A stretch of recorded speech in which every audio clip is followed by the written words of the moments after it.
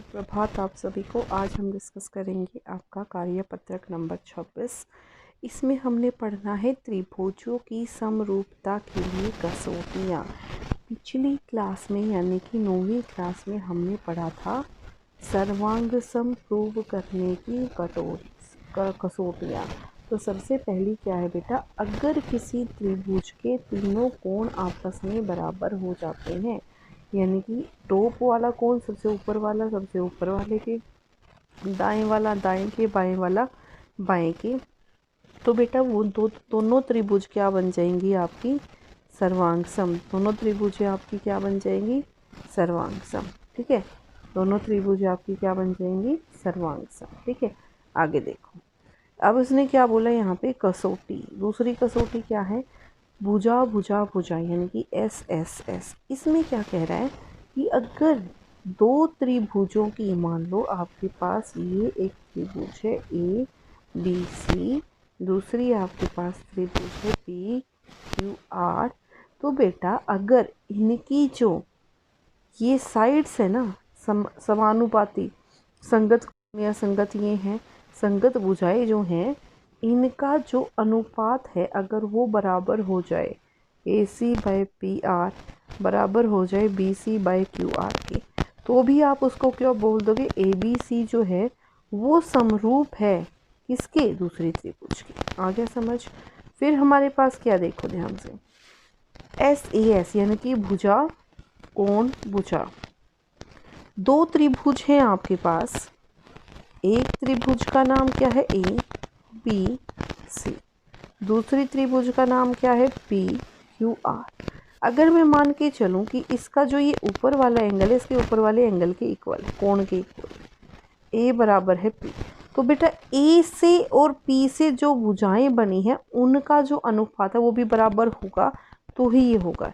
यानी कि A B के बाय में ये पी क्यू बराबर ए सी बाई में पी आर, अगर ये भी आ जाता है तो ये क्या बन जाएगा एस ए एस, समरूपता की कसौटी। ठीक है, आगे देखो।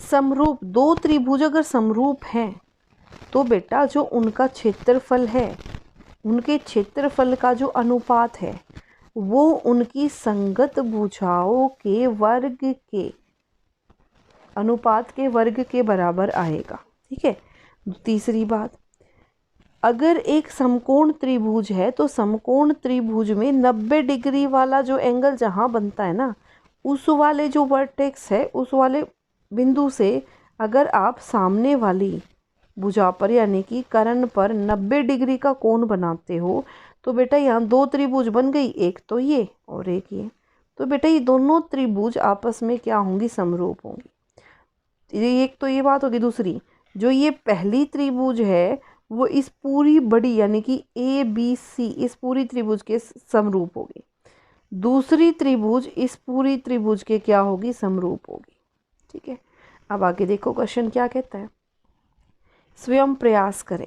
इसने बोला संलग्न आकृति में एक्स वाई जो है वो पैरेलल है। ठीक है, किसके, एम एन के। तो हमें बताना है क्या कि जो त्रिभुज ए बी सी है वो समरूप होगी डी ई एफ के। अगर ये इसके पैरेलल है तो ये इसके बराबर हो जाएगा और ये इसके बराबर हो जाएगा। ठीक है, ये क्या आ जाएगा, अतः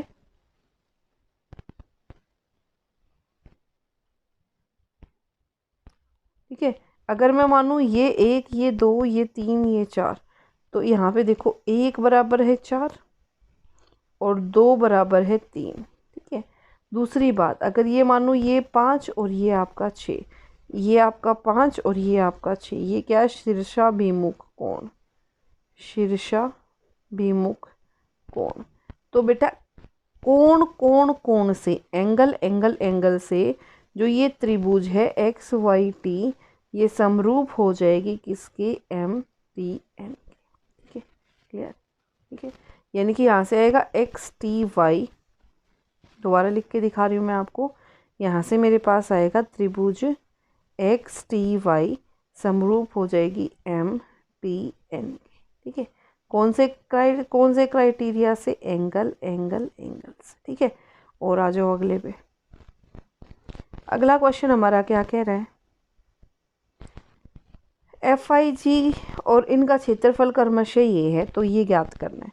अगर मैं मान के चलूँ ये जो दोनों त्रिभुज हैं ये समरूप हैं, तो बेटा त्रिभुज FIG का जो एरिया है और जो त्रिभुज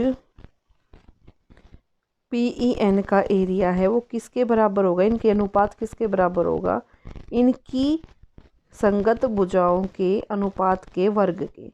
संगत भुजा का मतलब क्या है, ऊपर FIG लिया है तो इसका FG होगा और यहाँ से PN इसके वर्ग के। ठीक है, तो ये है बेटा 256/400 बराबर है, यहाँ से कितना आ गया FG/12 का वर्ग। ठीक है, आप देखो यहाँ से 256 मतलब 16/20 का वर्ग बराबर है FG/12 का वर्ग। ये कट गया तो यहाँ से बना 4 चौक 16, 4 पंजा 20, ये भाग में वहाँ जाके गुना में, तो 4 गुना 12/5 ये किसका आ गई FG।